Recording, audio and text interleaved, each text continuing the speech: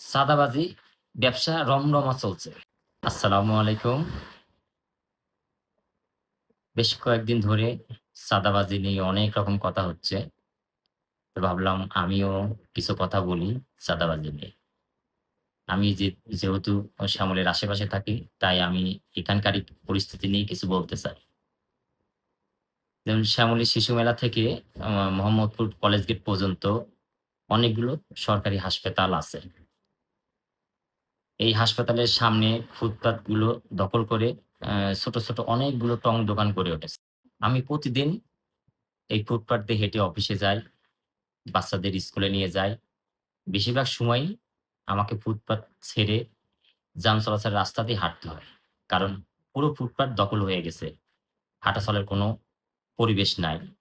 হাসপাতালে আসা রোগীদেরও যেমন সেবাতে বিঘ্ন ঘটছে, তেমনি পথচারীদেরও ভোগান্তি চরমে উঠেছে। ৫ই আগস্টের পরে শহীদ সোহরাওয়ার্দী হাসপাতালের সামনের যে টং দোকানগুলো সেগুলো উচ্ছেদ করা হয়। এটা দেখে আমি খুবই খুশি হয়েছিলাম, আনন্দিত হয়েছিলাম যে ফুটপাতগুলো দখল মুক্ত হচ্ছে। কিন্তু আমার সেই আনন্দ বেশিদিন স্থায়ী হয়নি। আমি বুঝতে পারি যে এটা উচ্ছেদ নয়, এটা হচ্ছে নতুন বন্দোবস্ত। আগে শুধু শহীদ সোহরাওয়ার্দী হাসপাতালের সামনেই ফুটপাত ছিল। এখন সেটা বেড়ে কিডনি হাসপাতাল, আ জাতীয় হৃদরোগ হাসপাতালও দখল হয়ে গেছে। এই ফুটপাতগুলো এখন টং দোকানে পরিপূর্ণ। মানে আগের চেয়েও ভোগান্তি ৩ গুণ বেড়ে গেছে। বিগত সরকার আমলে শুধু শহীদ সোহরাওয়ার্দী হাসপাতালের সামনে টং দোকান ছিল এবং ভোগান্তি এখানেই সীমাবদ্ধ ছিল। চাঁদাবাজি ব্যবসা রমরমা চলছে। কারণ যত দোকান তত আয়।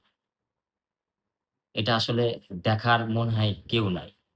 তাই আমি একজন সাধারণ নাগরিক, একজন দেশের সাধারণ পথচারী, একজন আয়করদাতা হিসাবে আমি আমার সেলারির একটা অংশ প্রতি মাসে সরকারকে ট্যাক্স দেই।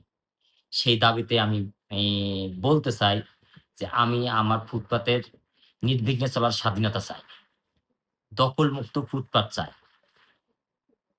সন্ত্রাসবাদী, চাঁদাবাজি মুক্ত বাংলাদেশ চাই। এটাই আমার একমাত্র দাবি। একজন সাধারণ নাগরিক হিসাবে আমার চাওয়া। সবাই ভালো থাকবেন। আল্লাহ হাফেজ।